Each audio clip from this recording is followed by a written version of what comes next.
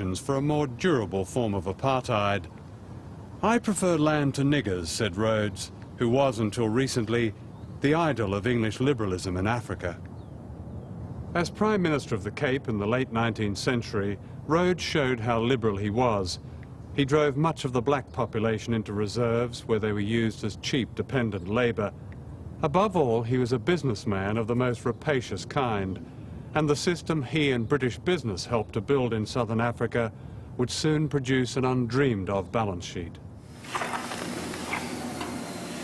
The South African gold mining industry during the 60s and the 70s was one of the most profitable industries in the world. It was hugely profitable. It made millions.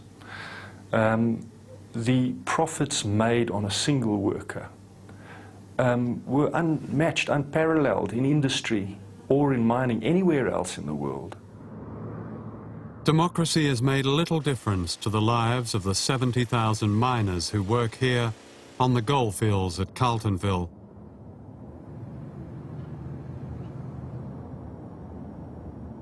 The local miners' union representative, Franz Bellini, makes his daily calls to find out how many men have been killed or injured overnight.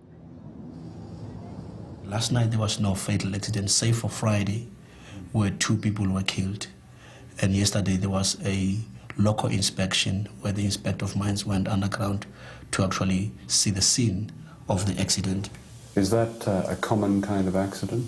Well, I think it's negligence, because when a shaft is being cleared, nothing should be happening above them in the shaft.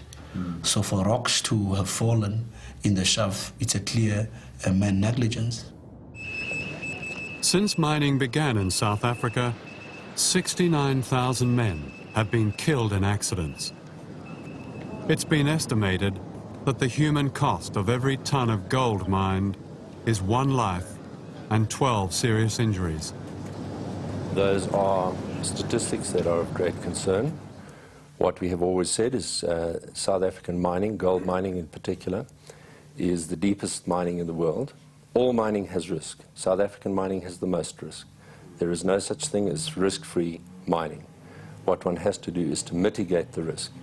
And that requires a number of interactions, technical interactions, human interactions.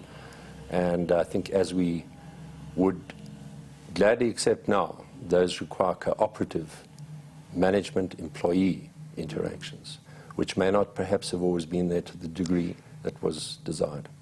You may be aware of the business report study, which was taken from safety data of the Chamber of Mines. That's it.